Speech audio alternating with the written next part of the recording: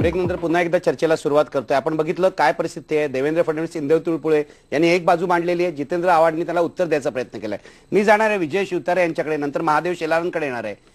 विजय शिवतारेजी, श्वेतपत्रिका कशा प्रकारे आली तुम्हाला माहिती आहे आणि काय आतापर्यंत चर्चा झाली तुम्ही ऐकलेलं आहे.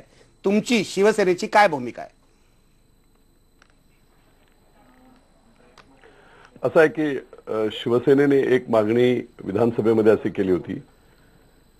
अजित पवारांनी सुद्धा सांगितलं होतं की मी राजीनामा देतोय, जी काही चौकशी आपल्याला करायची ती चौकशी करा.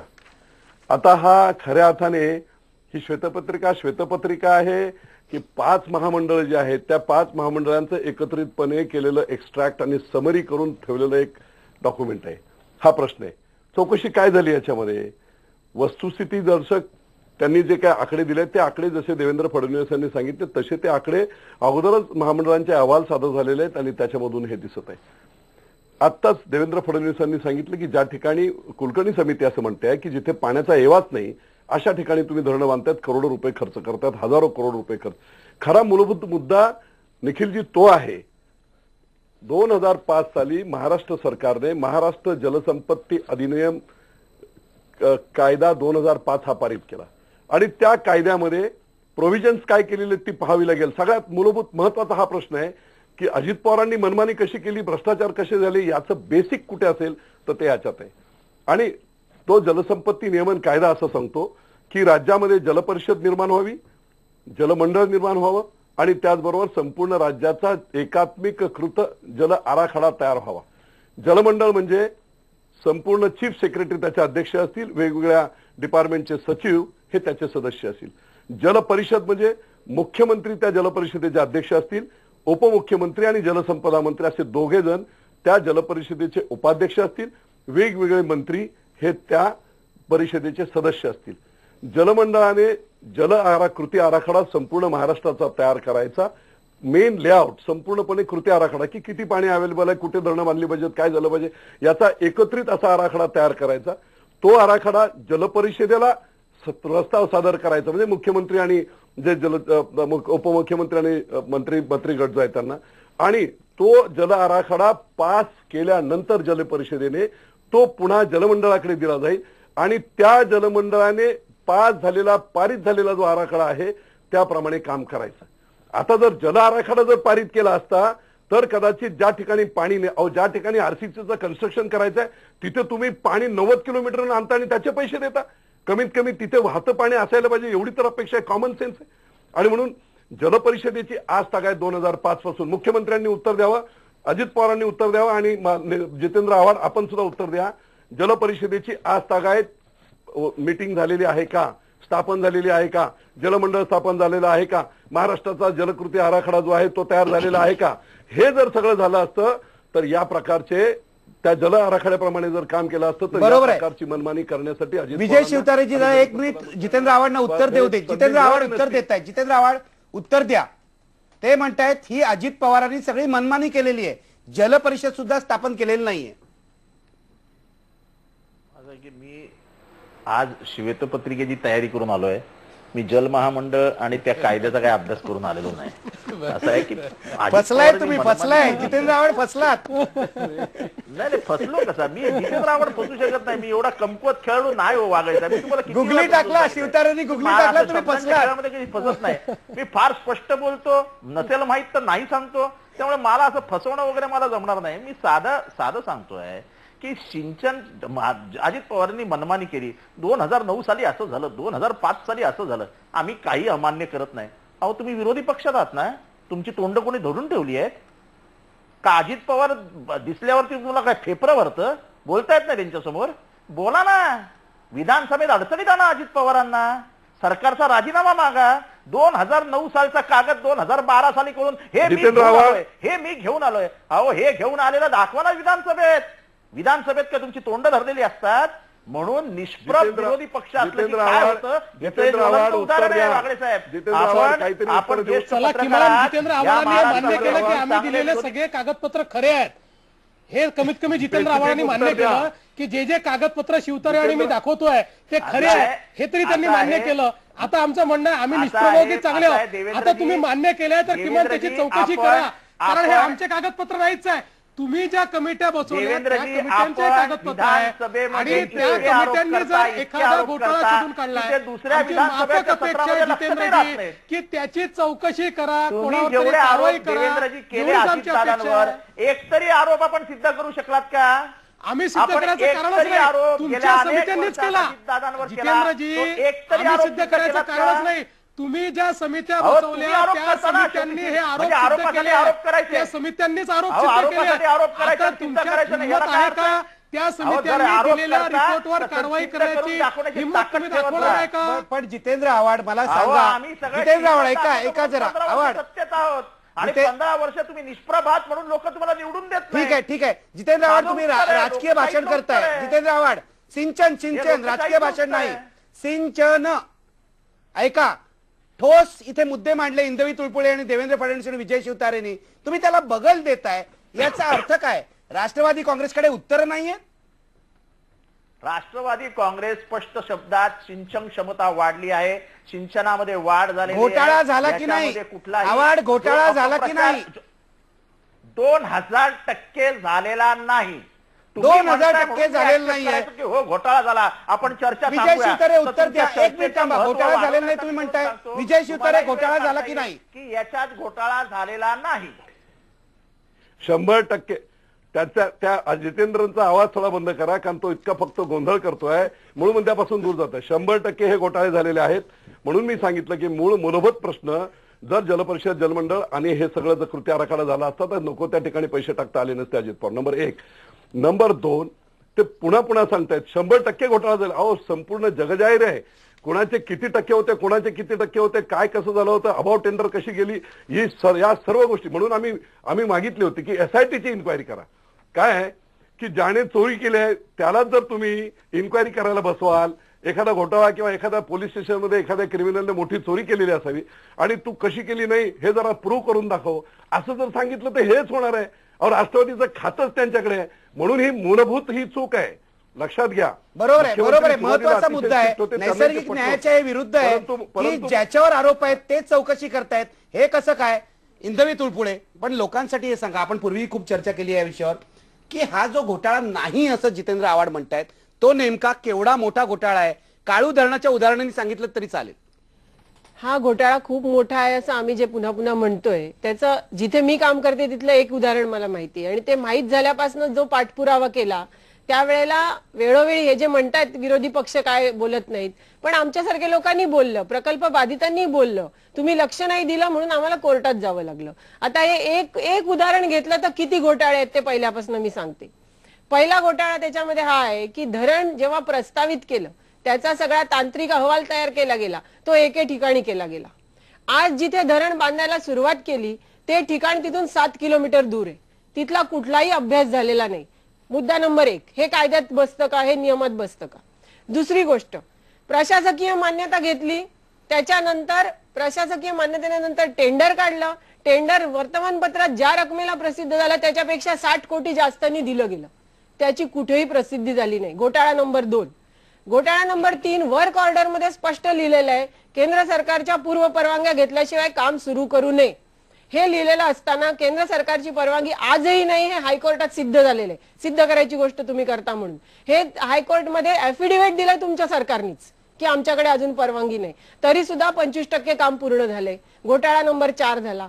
घोटाळा नंबर 5 बोलायचं तर कुठल्याही प्रकारचं भूसंपादन खासगी न करता प्रत्यक्ष धरणाचं बांधकाम सुरू केलं.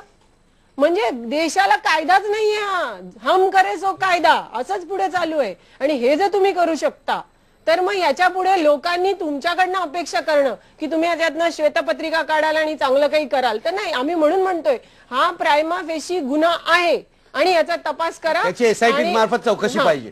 तुम्ही ठीक आहे, एवढं असताना म्हणाल की अजून ठीक तुमच्याकडे आहे. काहीच नाही म्हणून. जितेंद्र आव्हाड, 1 नाही 5 घोटाळे सांगितले, उत्तर देताय का? उरलेले ठेवलेत मी परत सांगा. उरलेले ठेवलेत म्हणतायत, 5 घोटाळे.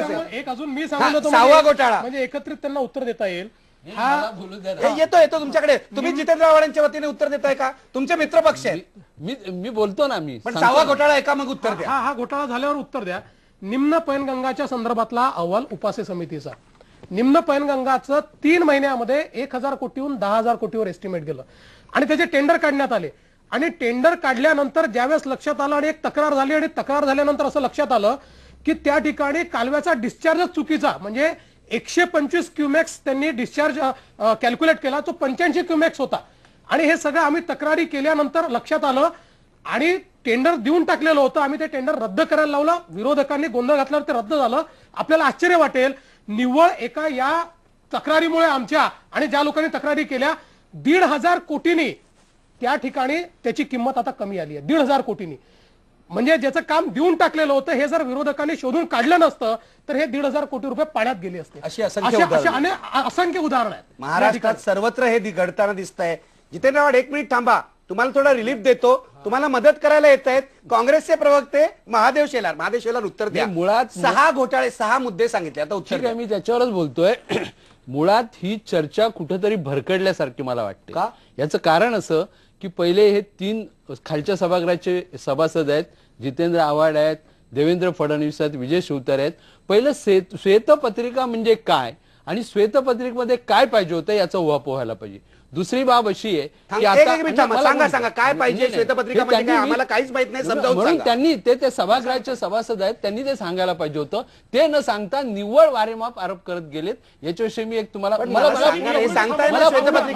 पूर्ण बोलू द्या आणि मग तुम्ही नंतर बोला. मला पूर्ण बोलू द्या. आपण जो आरोप केला त्याचं उत्तर द्या आधी. एका कवीने आपल्या असं माहिती म्हटलंय, करता नाही आपल्या माहिती थांबा, मी करता आपण बोलत असताना बोललो नव्हतो. आपल्या माहिती करता एका आपण कवीने आरोप असं केला, उत्तर म्हटलंय घ्या. की देणाऱ्याने देतच राहावे, घेणाऱ्याने घेतच राहावे. बरोबर आहे, तुम्ही घेतच आहात ना, सत्ताधारी. असं तो कवी म्हणतोय. काम करीत आणि देणारा म्हणजे कॉन्ट्रॅक्टर आहे, असं तो कवी म्हणतोय. काम करणाऱ्याने काम करीत राहावं, टीका करणाऱ्याने टीका करत राहावं, हा त्यांचा तो धंदा आहे. परंतु मी सांगेन तुम्हाला की एनरॉन प्रकल्प अरबी समुद्रात बुडवणार, तोच एनरॉन प्रकल्प युतीच्या गव्हर्नमेंटने हा मुद्दाच नाही, मुद्दा नाही. म्हणूनच मी सांगतो महादेवजी, तुम्ही नेहमी मुद्द्याला बगल देता आणि मग माझ्यावर चिडता. मी थांबवलं की त्यांनी 6 मुद्दे सांगितले, त्यांना उत्तर द्या. एक मिनिट देवेंद्र, जे 6 पैकी एका तरी मुद्द्याचं उत्तर आहे का? कसावर इंदवीजींनी 5 मुद्दे सांगितले, देवेंद्रनी 1 मुद्दा हे सांगितला. मान्य नाही. श्वेतपत्रिकेमध्ये जी बाब आल्या त्याच्यावर आपण चर्चा करायला श्वेतपत्रिकेमध्ये काय हवं? श्वेतपत्रिकेमध्ये श्वेतपत्रिकेमध्ये काय पाहिजे? श्री पांढरे यांनी एक पत्र लिहिलं होतं की श्वेतपत्रिकेत काय काय असलं पाहिजे. त्याच्यानंतर एक पत्र विरोधी पक्षनेते एकनाथराव खडसेंनी लिहिलं, त्यानंतर एक विरोधी पक्षनेते विनोद तावडेंनी लिहिलं. श्वेतपत्रिकेत काय काय यायला पाहिजे हे आम्ही सगळं माननीय मुख्यमंत्र्यांच्या निदर्शनास आणून दिलं होतं. त्यामुळे श्वेतपत्रिका म्हणजे काय? श्वेतपत्रिका म्हणजे हा सगळा पोस्टमार्टम असतो. काय घडलाय, त्यातनं काय निष्पन्न झालाय, कुठे चुका झालेल्या आहेत, त्या चुका कोणी केलेल्या आहेत आणि भविष्यामध्ये काय करायचं आहे, या सगळ्या गोष्टी त्याच्यामध्ये यायच्या असतात. त्यामुळे शेलारजी, आम्ही इथे येऊन बोलतो असं नाही, हे सगळं ब्लॅक अँड व्हाईट मध्ये, मी तर सगळे कागदपत्रच घेऊन आलोय, हे सगळं ब्लॅक अँड व्हाईट मध्ये दिलं होतं. माननीय मुख्यमंत्र्यांना ज्यावेळेस आम्ही भेटलो त्यांनी देखील, त्यांच्याशी ज्यावेळेस आमची चर्चा आली त्यांनी देखील हेच म्हटलं निखिलजी की मलाही असं वाटतं की ह्या सगळ्या गोष्टी आल्या पाहिजेत, पण दुर्दैवाने त्या का आल्या नाहीत, त्याच्या मागे काय नाही त्याची तुमची खात्री आहे? खात्री आहे, त्या आहेत.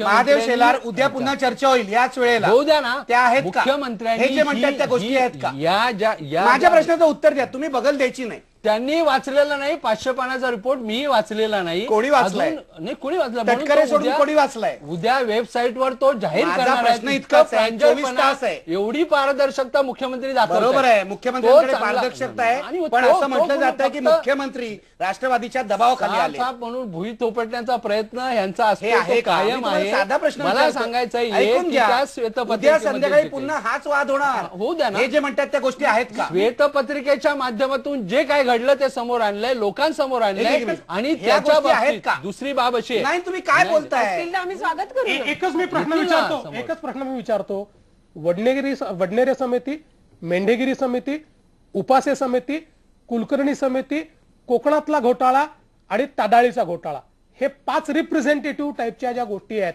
याचा उहापोह या श्वेतपत्रिकेत होणार आहे का? 6,000 कोटीवरनं 3 महिन्यामध्ये 26,000 कोटीवर एस्टिमेट्स गेले, याचा उहापोह या श्वेतपत्रिकेत होणार आहे का? हे आम्हाला सांगा. उत्तर द्या, मुद्द्याचं उत्तर मुद्द्यानी द्या. मुद्द्यानेच देतो ना मी तर मुद्दे भलतीकडे चालता. ना, अजिबात तुम्हाला काशी कुठे विचारलं की तुम्ही पनवेल कुठे सांगता? असं अजिबात करत नाही. फक्त मी यांचे मुद्दे आणतो. फक्त आता काय आहे, आम्ही सत्तेमध्ये आहोत. यांना असं वाटतं की शॉर्टकटने टीका करून आम्ही सत्तेवर जाऊ, हे होणार नाही. बोलू द्या मुद्द्याचं उत्तर. ह्या सगळ्या गोष्टी श्वेतपत्रिकेमध्ये वस्तुस्थिती मांडल्या, त्याच्यामध्ये काही कमी असेल, उणे असेल तर ओपन आहे ना, जाहीर केलंय. आणि दुसरी बाब अशी आहे की श्वेतपत्रिकेत आलं नाही म्हणून समजा घोटाळे झालेत, माहितीचा अधिकार हा आलेला आहे, राईट टू इन्फॉर्मेशन आलेला आहे, त्याच्यामुळे या बाबी लपवल्या श्वेतपत्रिकेत. हा जो आरोप केलाय देवेंद्र फडणवीस, विजय शिवतारे श्वेतपत्रिकामध्ये ह्या गोष्टी लपवल्या गेल्यात, हा जो आरोप आहे तो आम्ही कधीही मान्य करणार नाही. लपवल्या गेल्यात का? घोटाळ्यांचा उहापोह आहे का? ते समोर तुमच्या समोर आलेलं आहे. त्याच्याविषयी काय काय त्यात घोटाळ्यांचा उहापोह आहे का? ते दोघ जण अपेक्षा व्यक्त करतात घोटाळ्यांचा. त्या श्वेतपत्रिकेमध्ये काय काय आहे ते वाचल्यानंतर समोर येईल ना. पण आहे का? पण ते तुम्ही मुख्यमंत्र्यांच्या एवढ्या जवळचे, तुम्हाला माहितीच असणार हो. असं नाही, काही न वाचता अगोदरच आरोप करायचे हे हवेचे आरोप. आताच आपण पडद्यामागे काय झालं सांगा. शरद पवारांनी दबाव आणला, अजिबात नाही पडद्यामागे काय राष्ट्रवादीने दबाव झालेलं. आणला, अजिबात काही झालेलं नाही आणि कुठल्याही दबावाला कोणीही बळी बघा त्या काय पडलेलं म्हणतात. नाही. क्लीन चिटची गोष्ट काय आज सतत सगळीकडे का क्लीन तुम्ही चिट म्हणा देण्यात ना, आली. त्याच्याशी काय संबंध आहे? हे जर क्लीन चीट असेल त्यातलं चीटचं स्पेलिंग बदला, ते CHEAT करा. It is a clean chit. अशा प्रकारचं ते spelling असं होईल. हे यांनी काही बोललं तर तुम्ही त्यांना जितेंद्र परवानगी आव्हाड देता. आव्हाड ते पण हसतायत. वकील आहेत, मी जितेंद्र पण आव्हाड, वकील आहे. तुम्हाला आज एकदम विरोधी त्यांनी- पक्षांचं त्यांनी सगळं बोलणं चीट आणि पटतंय. चीटच्या व्याख्या तुम्ही एवढे केली. हसताय म्हणजे काहीतरी गडबड आहे. आव्हाड गडबड. हसताय म्हणजे गडबड आहे. नाही, मला हसू या गोष्टीचं असतंय की तुम्हाला एखादा मुद्दा मिळाला की तुम्ही बागळे साहेब कसे खेळता त्याच्यावर. तुम्ही मला सांगा, शरद पवारांनी तुमच्यावर दबाव आणलाय का? तुम्ही मला सांगा, काँग्रेस घाबरली का? अहो, तुमच्या या बोलण्यामुळे ते नसतील घाबरले तर घाबरतील. कशाला पवार साहेब दबाव आणतील आणि कशाला असं आहे की आम्ही काय चंद्रावरनं मंगळावरनं फिगर्स नाही आणल्यात ना. फिगर्स तर ज्या स्टॅटिस्टिक्स अवेलेबल आहेत, गेले 10 वर्षाचे जे काही अभ्यास करून स्टॅटिस्टिक्स अवेलेबल झालेलं आहे, त्या स्टॅटिस्टिक्स वरती आधारलेली ही श्वेतपत्रिका आहे. ही श्वेतपत्रिका काय तटकऱ्यांनी आपल्या घरातनं बनवून नाही आणली आहे. जी अधिकाऱ्यांनी माहिती जमा केली, त्याचं संकलन करून, त्याचं गॅदरिंग करून ते तुमच्या पुढे ठेवलेलं आहे. मला असं कळतंय जितेंद्र आव्हाड, अजित पवारांच्या आदेशाने सुनील तटकरेंनी बनवलेली, त्यांच्या अधिकाऱ्यांनी बनवलेली हे श्वेतपत्रिका आहे. खरं काय सांगा वागळे साहेब. मी आपल्याला महानगरपालिका काळापासून ओळखतो, तेव्हा शोधपत्रिकेमध्ये पत्रकारितेमध्ये आपला हात कोणी पकडू अगदी शकत बरोबर आहे, नाही. म्हणूनच सांगतोय तुम्हाला. पत्रकारिता आपली असेल की असे आदेश देण्यात आले वगैरे, आदेश देण्याची सवय राष्ट्रवादीमध्ये कोणाला नाही, हे मी मात्र प्रामाणिक कार्यकर्ता या नात्याने आपल्याला सांगू नाही शकतो. माझ्या आमच्याकडे प्रश्नाचं तुम्ही उत्तर आदेशावरती नाही काही देतात दोघ जण. हे बघा, बॉल क्रिकेट, तुम्ही क्रिकेटमध्ये आहात, बॉल गुगली पडतोय आणि बाजूला जातोय, तुम्ही 4 नाही मारत आहात. मला हेच सांगायचं तुम्हाला. माझ्या प्रश्नाचं उत्तर आहे की तुम्ही गुगली टाकल्यानंतर मी 4 न मारता मैदानावर उभा राहतोय, हे काही कमी नाही ना.